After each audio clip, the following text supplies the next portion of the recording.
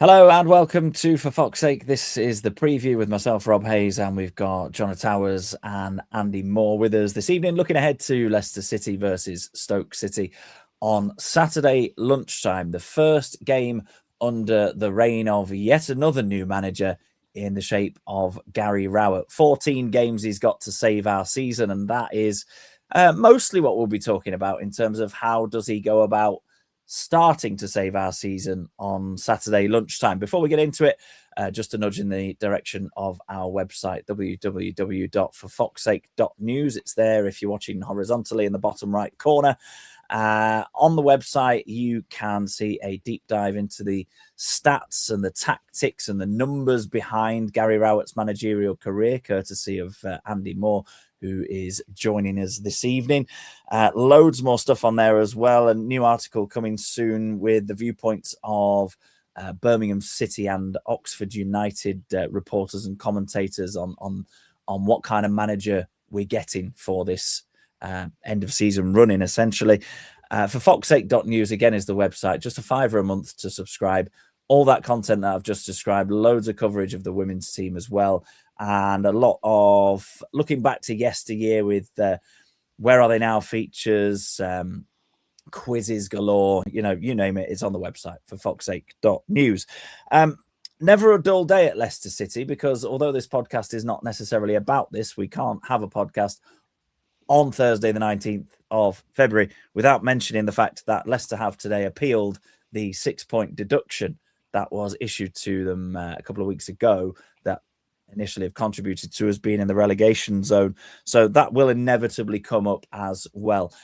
We're delighted that you can join us live if you're watching live. If you're listening back or watching back, it's great to have you with us as well.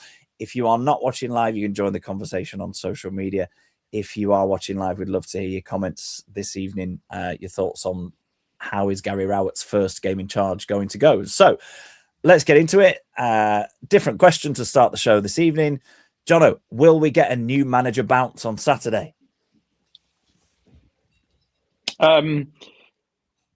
Hopefully. Yeah. I'm hopeful that we will, actually. He's come in and he's taken training on day one, hasn't he? Even before he did any social media nonsense, he was on the training ground, hopefully drilling the players. So I think he obviously recognises that he's coming in with a massive job to do, with a realistic prospect, I think, of being able to get us out of it. I think, if he gets a good response from the players. So I'm really hopeful that this time round, everyone's sort of woken up a little bit and recognised that we're in a bit of trouble, including, the players included in that. So, yeah, I'm hoping so, that with regard to getting the new manager in, with what's been going on, there's a bit sinking into the bottom three during the last weekend, that hopefully that's woken a few up, and we'll start hopefully clawing our way out of it and start seeing some reaction. So, yeah, I am hopeful. Andy, it's the number one question on my preview article, which will be live on forfoxsake.news shortly after we finish this show. Are you confident, as Jono is, of a new manager bounce on Saturday? Yeah, a little bit. I think I'm quite happy with the appointment. I think I just think he will organise us, and I think that's where I think we might start to pick up some results, whether they're wins or whether they're draws. I think a draw at this stage is just climbing the table with some points on the board is going to be good enough at the moment. So I'm quite confident that he'll get us organised, and I think within these 14 games we'll get a few of those elusive clean sheets, because that's his mantra, isn't it? He's very, very defensive, organised.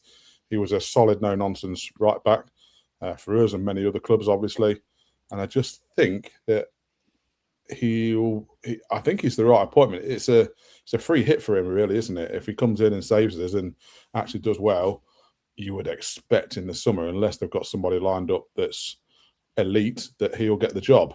So it's a free hit for him. It's not going to harm his career. He's done his career so far in management has been predominantly championship teams that he's on the whole kept up, or on the whole improved, and made sure that his teams are hard to beat. And I think that's what we really need at the moment.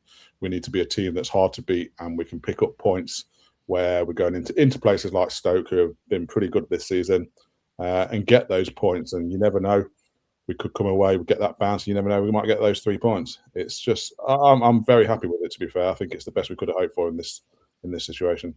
Yeah, and if the rumours are to be believed, other much more high-profile managers rejected Leicester City because for them it wouldn't be a free hit. Whereas for Gary Rowett, he is, like you say, the type of manager, the job that he does, the approach that he takes, everything kind of works. And although he's not necessarily a sort of Leicester legend as such, he understands a little bit about the football club. Yes, it was a quarter of a century ago that he was here, but it's somebody who at least has some kind of sense of what Leicester City means to thousands of us, if not hundreds of thousands of people around the world now. It's interesting because I think we got sort of a half a bounce when Andy King took over as interim manager. There was definitely, although the results wouldn't tell you that, I think there was definitely a shift in energy and an uplift around the place a little bit. But it comes back down to the fact that Andy King has not been coaching at senior level for what, 12 months, 18 months. And maybe I think the club have been very clear that he is staying alongside Gary. So Gary Rowett's the manager, Callum Davidson, another former Leicester fullback, is the assistant manager. And then Andy King is very much in the mix as a first team coach. And I think Gary Rowett will be sensible enough to say, look, Kingy, what did you change to try and get a bit of a tune out of the players? And then here is my tactical astuteness that kept Oxford United in the Championship last season, their first season in the second tier for, I think, 20 odd years.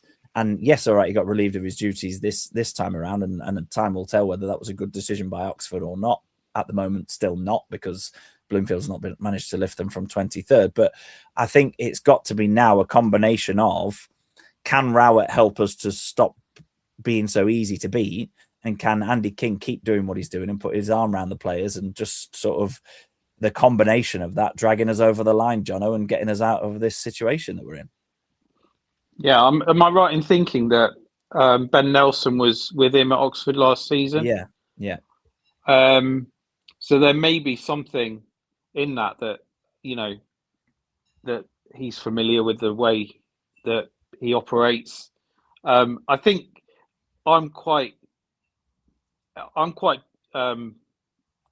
pleased with the appointment as well, because I think it's going back to just being pragmatic and not having this, it's a clear emergency appointment by the board. But also I think it's moved away from, the idea that somehow that we've got to play some sort of Pep Guardiola style football. I think that there's a realism in the appointment of appointing Gary Rowett, even though clearly he wasn't first choice, because we've been messing around for 3 weeks trying to probably get Enzo back or get some, whoever else that they think that they could probably get in charge. But I think we've ended up with Rowett one way or another, and I think that it's exactly what we need, as Andy said.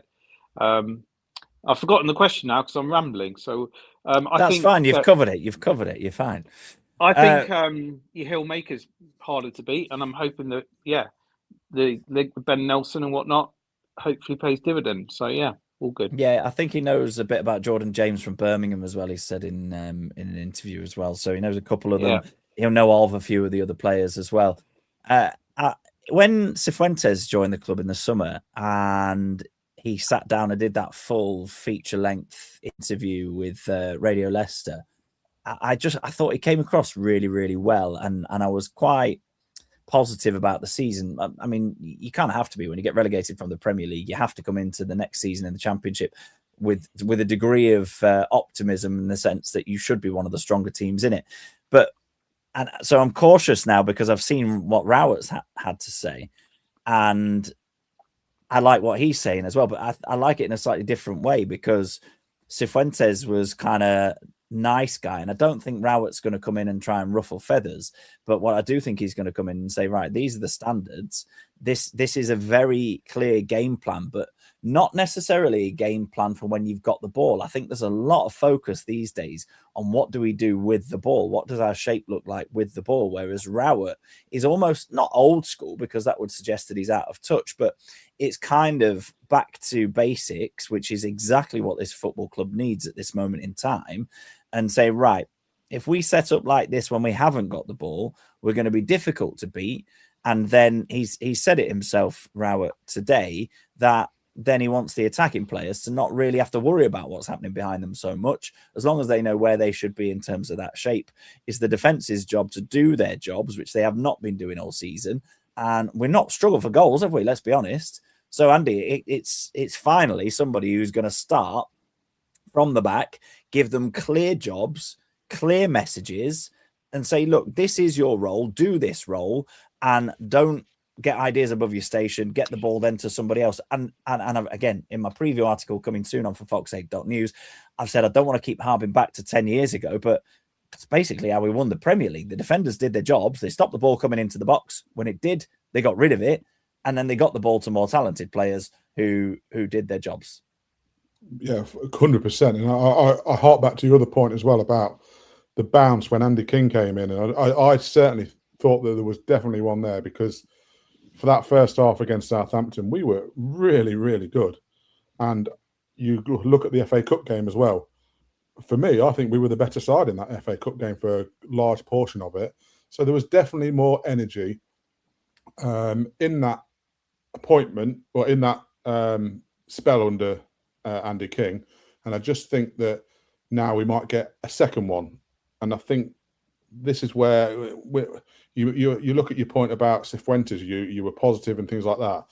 Cifuentes had what, 6, 7, 8 months of the season at QPR, but you look at the opposite now. We've got Gary Rowett. He's had over 400 games in the Championship, and I think that's where we're going to see the benefit. He knows this league inside out.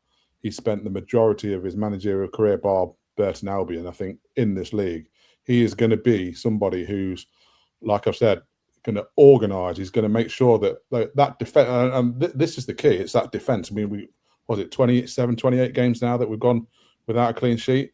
That is just atrocious. And I think he's the right kind of person that's going to come in, sort that out, make us really hard to beat. And like you say, then it's going to be better for the attackers, the forwards, the midfielders to go off and be a bit more creative without that need for worrying, like you said, of the mistakes that are going to come at the back. Now, I'm intrigued to see what side he's going to pick. Like you said, he's had Ben Nelson there. I think obviously that's going to be very, very key. He's going to be so important for us.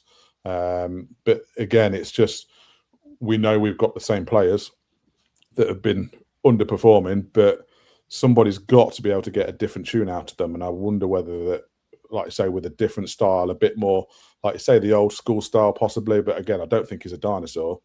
We're going to get that little bit more out of them. And I think we will get that second bounce. And I think it starts probably on Saturday.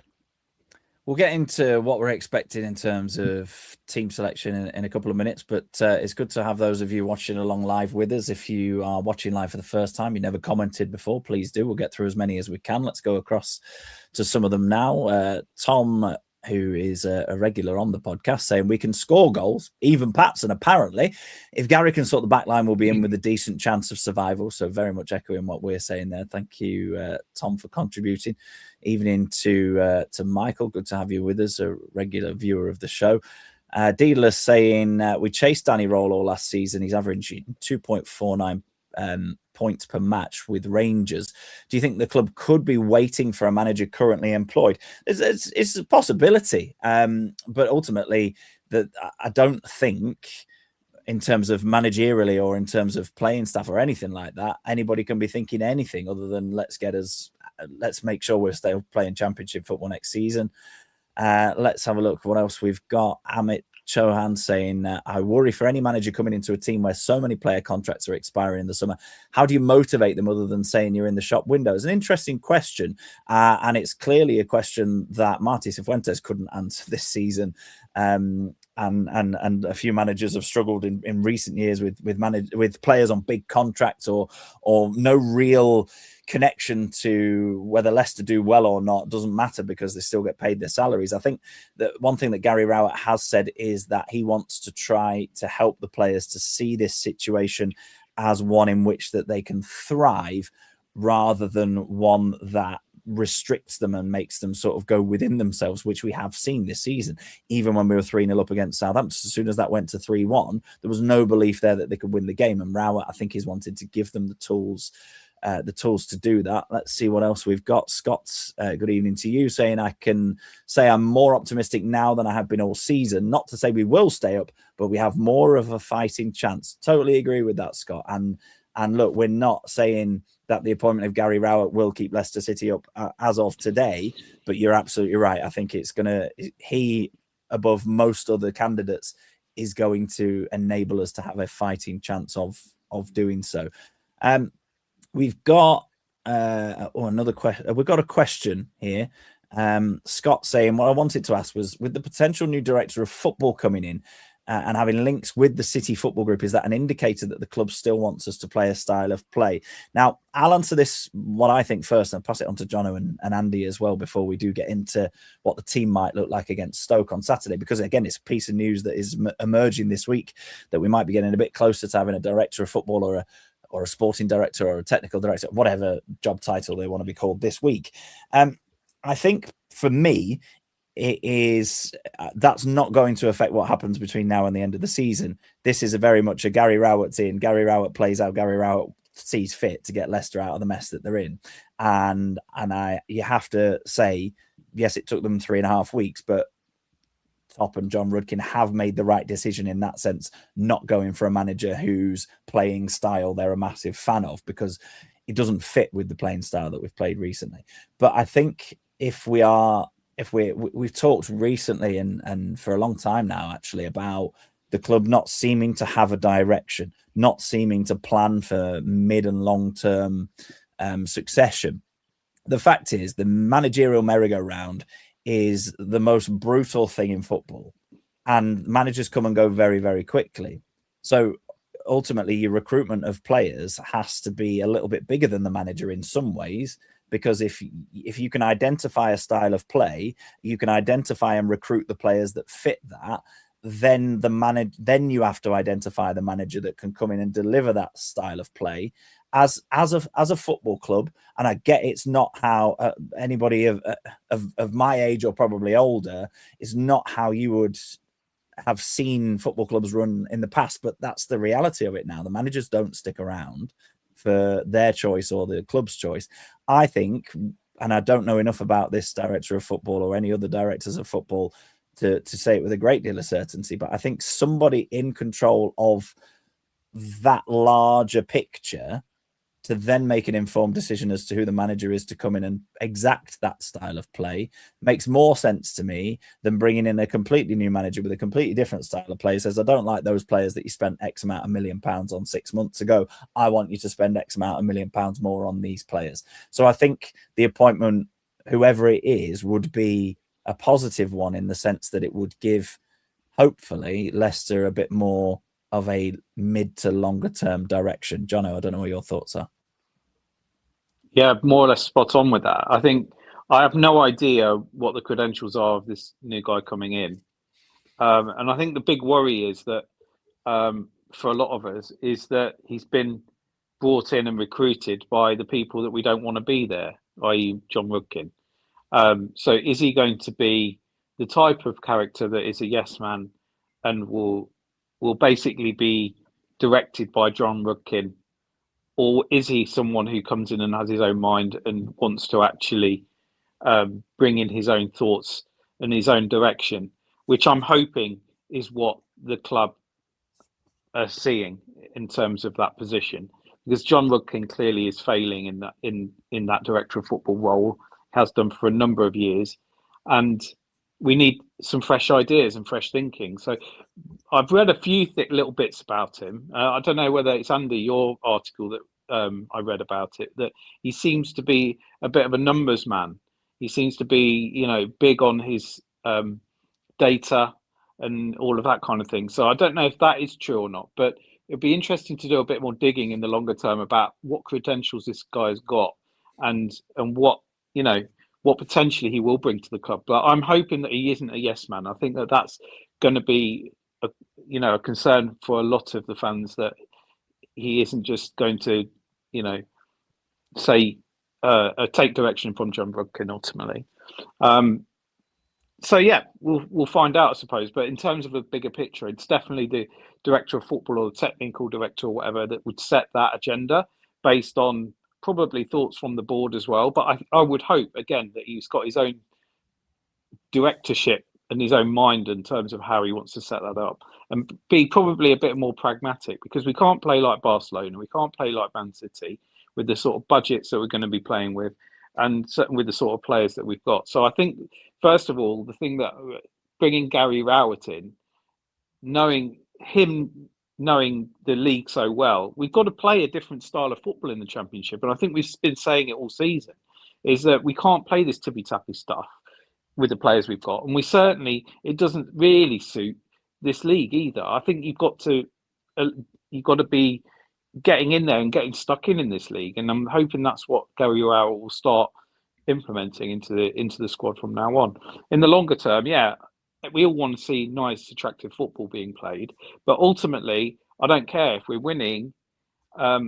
Ultimately, that's where I want to be. I want to be a successful club. I want to see some good football along the way. But I think good football comes from winning, and then confidence flows from there, and then good football then comes from the confidence that's ebbing through the side, hopefully, rather than insisting on playing a tippy-tappy style of football that we can't play, and then confidence ebbs away, and we're in a position we're in right now where the football is utter dire.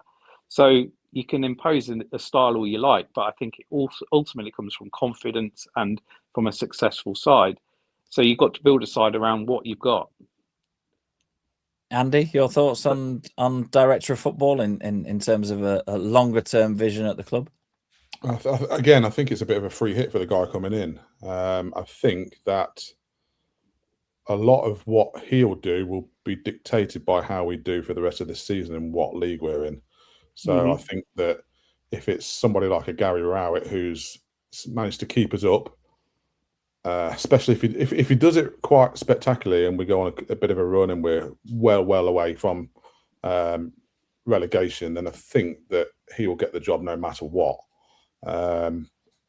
If it's just stayed up by the skins of his teeth, I don't know. And we go back to that comment earlier about are we waiting for a manager that's already in a job? I just can't see that we're going to be taking a manager that's already in a job.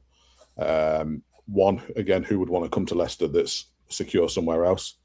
So I can't see that happening. So I think what we do for the rest of this season will dictate the style of play that we move forward, because would you want to put a new team together playing the style of football that we've been known for playing these past 5-6 years kind of thing under a man like Gary Rowett who doesn't play that type of football? Or are you just setting him up to fail? As simple as that, really. So for me, whatever happens by the end of this season, then we'll know where we're going to go. And again, the technical director then, along with whoever the manager is, will have a free hit because the majority of the side are out of contract. So it's going to be a lot of new players in this squad next season. So if it's Rowett, we're going to be a hard-to-beat side. It's going to be probably a bit more Route 1. If it's not Rowett, then it's going to be somebody who's probably got a bit of a profile, who's not in work. Let's say I'm not going to name. Well, I'll name a name, but I'm just throwing it out there as a guess kind of thing. Someone like a Stevie Gerrard kind of thing that I can't see him coming here. Don't get me wrong, but that kind of person, an elite name that the club probably think that could take on a 2 or 3 year project. I think it's going to be a station. Exactly, and we're not in that situation at all. We're not going to get somebody like him, but that kind of person, I couldn't think of anybody else. But yeah, for me, it's the rest of this season will dictate the style of play that we're going to be playing going forwards, and whoever the manager is. And I would quite happily take someone like a Gary Rowett for 2, 3, 4 years and let's just make ourselves hard to beat and let's start moving forwards rather than backwards. 100%. I mean, that's what I think. I don't care about the style of play. I just want us to be successful and start winning. We're a big team in this division. Let's not forget. And if we go down, I think that'll be a tragedy. So I think let's get the end of the season, then let's see where we go from there. Yeah, we will get back onto Stoke City versus Leicester City in a couple of minutes, because this is the preview of that game. But obviously, Leicester is the gift that keeps on giving in terms of news at the moment. Very selfish of them to keep giving us these big newsworthy things when all we want to do is talk about the football match on Saturday lunchtime. But also the comments have been coming in from you guys that are watching live, so we've got to talk about what you want us to talk about.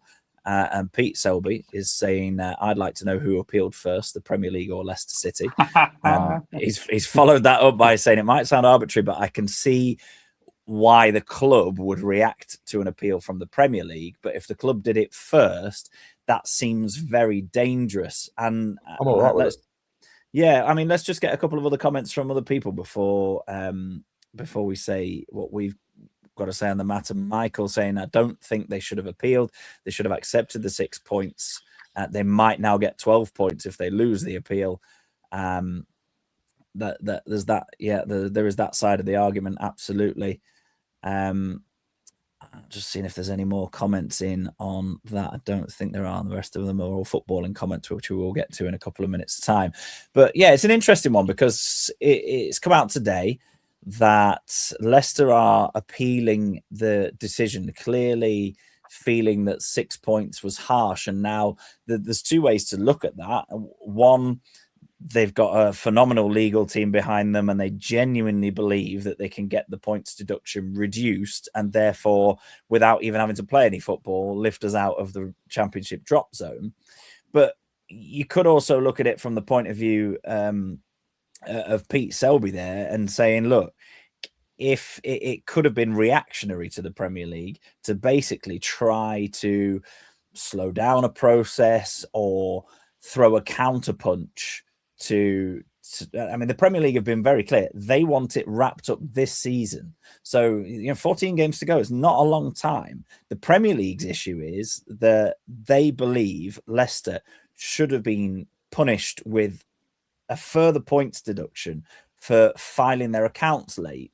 But the tribunal that dealt with it acknowledged that Leicester filed their accounts late, gave them basically a slap on the wrist, but decided it wasn't worthy of further points deduction. The 6 points deduction is to do with the breach of the PSR rather than the late filing. And the Premier League are coming at Leicester from that angle. So it's, for me, really, the fact that we're talking about this now rather than spending the whole time talking about how the new manager is going to set up on Saturday is just more unnecessary noise, Andy, around the football club that has the potential to detract from us trying to stay in the Championship.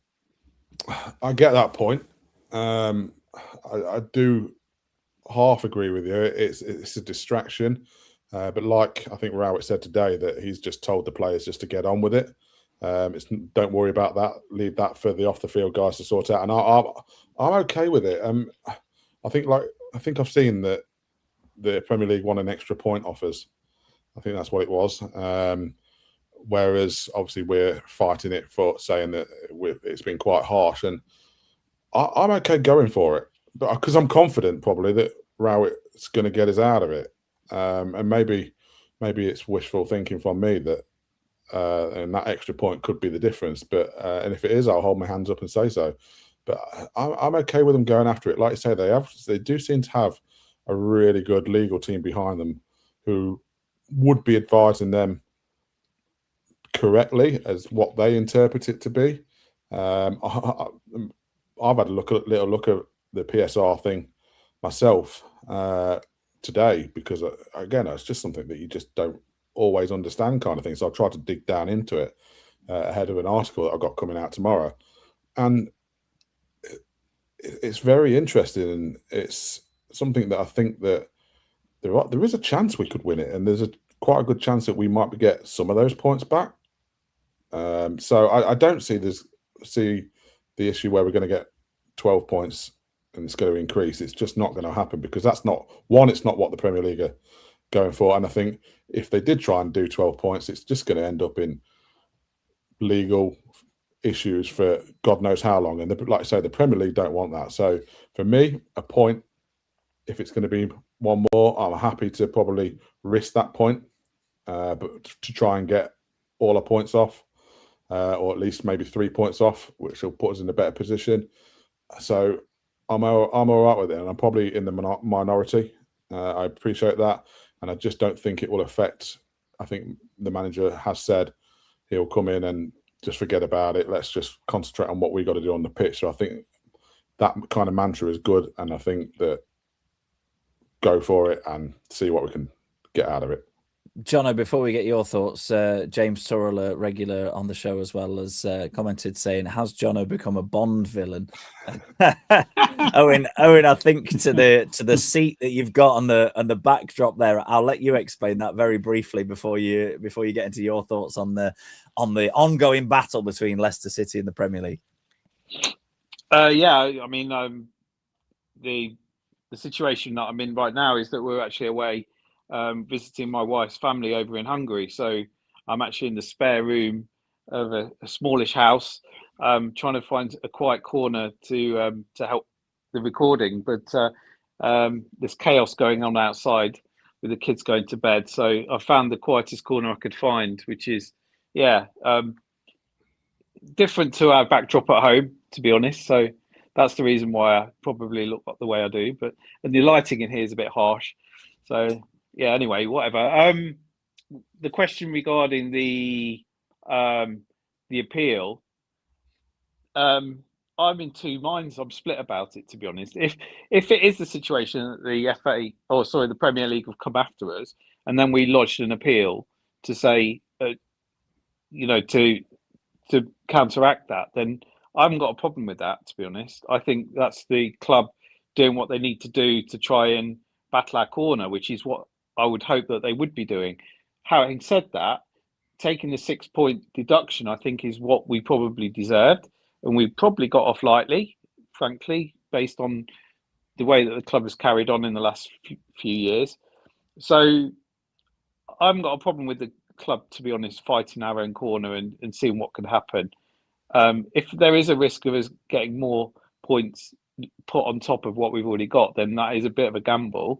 Having said that, I think the Premier League, frankly, should leave us alone now with the 6 points and go after Man City and Chelsea.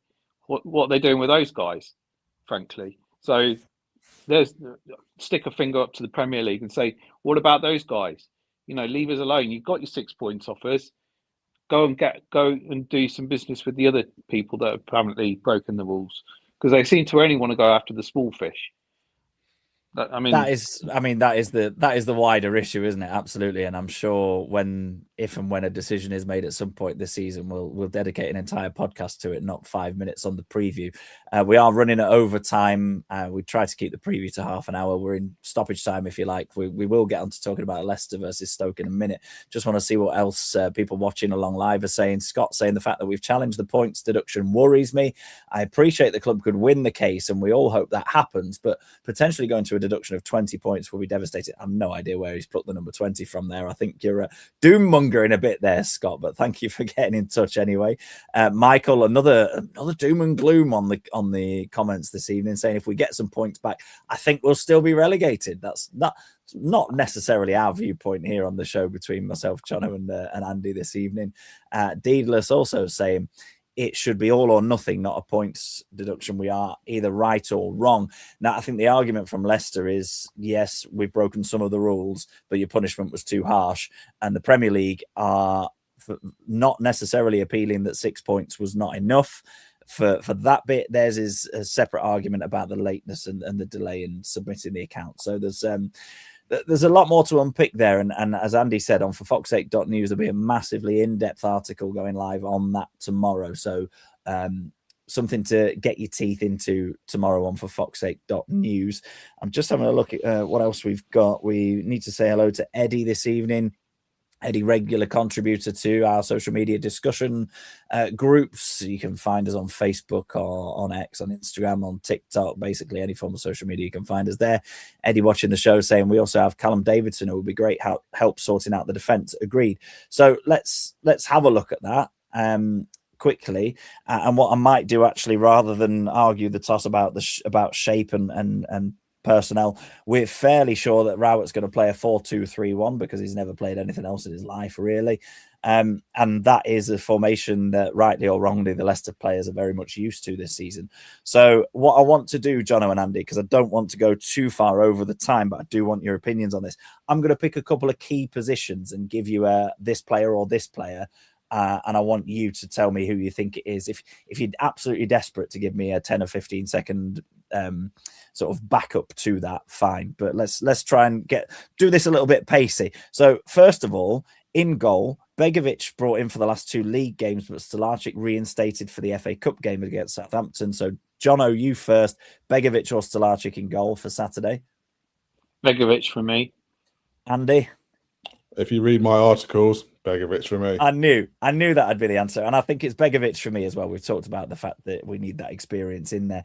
Okay, I think Gary Rowett would be an extremely brave man to drop the club captain. So I think Ricardo starts at right back. We've only got 2 fit centre backs, so Okoli and Nelson are there. So the next question is at left back, and that is Luke Thomas or Victor Christiansen. Andy, you first this time. I'm going Christiansen, but I disagree on your centre back. Go on. I think I'd play a Luco. All right, that's what you do. What would Rowett do? I think he might play a Luco. Okay, a Luco at centre back with Nelson. Yeah. Interesting. Jono, thoughts on the defence then? Thomas or Christiansen at left back, and what do you think to Andy's comments about a Luco maybe coming in instead of Okoli? I mean, he can't be any worse than Okoli, can he? No, I mean, I think left back, I would welcome back Victor Christiansen, to be honest. Luke Thomas needs to basically sit on the bench for a bit, in my view. Not to say Victor Christiansen is any better, but I'd probably bring him back in if he was fit and give Thomas a break. Yeah, agreed. Right, let's move into midfield. It's 3 or 4 players for the 2 central midfield roles, depending on how you look at it. And this comes into Scott's question that he's asked watching live on YouTube. Scott saying, would the panel be okay with playing Winks until the end of the season? We've talked about Winks a few times on previous shows. So I guess the question then is this time, not necessarily your choice of 4, really. It's Winks, Skip, Aribo and Page. Of those 4, which 2 start in your midfield too, Jono? Aribo and... I'd play 3 across the middle, frankly, but I'd put Skip, Winks, and Aribo in. Because I'd be playing probably 3-5-2, but that's just me. So I'd have been going 3 at the back with packing the midfield. I guess you could, in Rowett's formation as well, if he didn't want Mukasa from the start, could play Aribo as the most advanced of a midfield 3. Andy, your thoughts on central midfield? I haven't seen enough of Aribo, so I'm going Winks and Skip. I just think Winks is key for me. He really is. Agreed. And especially if we're talking about, can the defenders win the ball back and give it to somebody who can play a forward pass? Harry Winks is absolutely a man there. I would agree with that. So if you are watching live, you've got a minute or so to get your score predictions in. I'm not going to go further up the pitch because I do think that it's going to be Mavididi and Fatu on the wings as long as Fatu's knee's all right. Who's in the 10? Well, it depends. If you're going with Jono, then Aribo plays in the 10. If not, then it's got to be Mukasa with Decordova-Reid's not available until the next game, I don't think. So he's still suspended, unless you've got something else you want to offer up, Andy. No, I agree for that, but I'm interested when Bobby comes back, whether they're playing Mukasa or Bobby. I'm not. I think Bobby's had a bit of a been dealt harshly with by the fans a little bit. I think he's been all right this season, but yeah, I don't know. Again, I've not seen much of Mukasa, and I didn't think massive amounts of him in that game last week. But jury's out a little bit, I think. So it could be. I don't mind either, to be fair. Goal and an assist in the league game against Southampton, though, on his first start. So there's flashes of a quality player there, absolutely. Right, let's get into score predictions and what we think is going to happen. Just we always forget about the opponents on these preview shows. I say we, it's me, I'm in charge of them. But Stoke City are not in great form. They were flirting with the playoffs probably 6 weeks ago, but they have not won in 6 championship games now. Their form looks, if you look at the last 5 games, it looks as bad as ours. And we're in the relegation zone, and they're tumbling into that sort of condensed mid-table pile up of reasonably big teams, let's be honest. So their form's not great at all. Neither is ours. So we're not expecting a classic, but let's just wrap up with 30 seconds or so of how you see the game going on Saturday, Jono, and score prediction or any Leicester players to stand out for you. Yeah, I'd be happy to take a point, I think.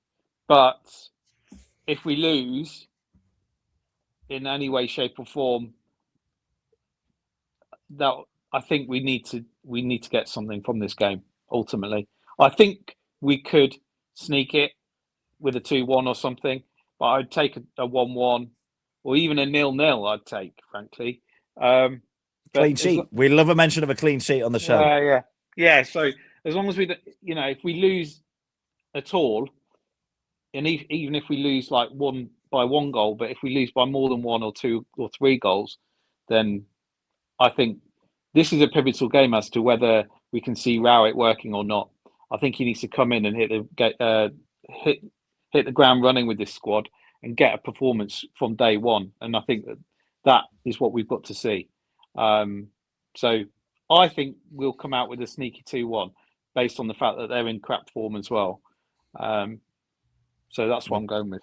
We'd take a sneaky 2-1. Let's have a look at some of the comments coming in. Michael saying 1-1 and Eddie saying Leicester to win 2-0. Like the optimism, Eddie. Thank you. And Tom also saying, my head says a loss given our form, but my heart says a scrappy 1-0 and a clean sheet. There we go. It's got a second mention, the clean sheet. Here we go. Andy, your predictions for Saturday? I'm going to go with Eddie and go 2-0. I really am. I'm quite confident. I don't know why. I just feel really confident. But again, it's interesting with Stoke City and Robbins there. If he's suddenly under pressure and he possibly loses his job, is he a candidate for the summer? And things like that. So, because again, he's another manager like Rowett who's got so much experience in that championship, which might be what we need. But yeah, I'm going 2-0. I just think that Rowett will set us up to be hard to beat. And like you say, there's always goals in it. So I'm going to go 2-0 with a Fatuwu, and I'm going to go a Daka goal. Daka to score and a clean sheet, you madman. And also, what you're doing as well is predicting the longer term future there. Leicester beat Stoke on Saturday. That brings about the end of Mark Robins' tenure at Stoke City. Rowett leaves in the summer. Robins comes in. Here we go. Look at, you heard it here first. We'll clip this up, Andy. We'll keep this one of the For Fox's Sake archives, and we'll wheel it back out when it's time. Yeah. I am going to back Tom's prediction, saying I'm going to go for a 1-0. I don't think it's going to be pretty. I think we're going to have to, and Gary Rowett said this himself, that we're going to have to learn how to suffer without the ball. And I think we need to see the players dig in. We need to see bodies on the line. We need to see determined defending. And if we do that, there's absolutely every chance that in some quick counters or with the quality that we possess in the forward areas, apart from up front, then there's definitely a goal in there. So I'm going to go for 1-0. Apologies, we've done nearly a half of football, and this is the longest preview show that I've ever hosted. And now Pete Selby, I'm surprised he's not already commenting saying, look, you've gone over your half an hour getting his little watch out. But in fairness, we had a lot to talk about. New manager, new battle with the Premier League in terms of the points deduction, and loads of great comments as well. So thank you to everybody who has watched along live with us this evening, and thank you to you if you're listening back to the recorded podcast, or you're watching back at a later date because you couldn't make it live. Next time, don't miss a show. Subscribe to our YouTube channel. You'll get a notification as soon as we go live, and you can watch and join in live. Just one more mention of the website, for foxsake.news. couple of articles dropping there in the next sort of 12 to 24 hours in terms of previewing the Stoke game, looking more in depth at the financial side of things with Andy, and getting the thoughts of Oxford and Birmingham City reporters on Gary Rowett, the new Leicester City manager. So loads of very current stuff over at forfoxsake.news. We'd appreciate your support there.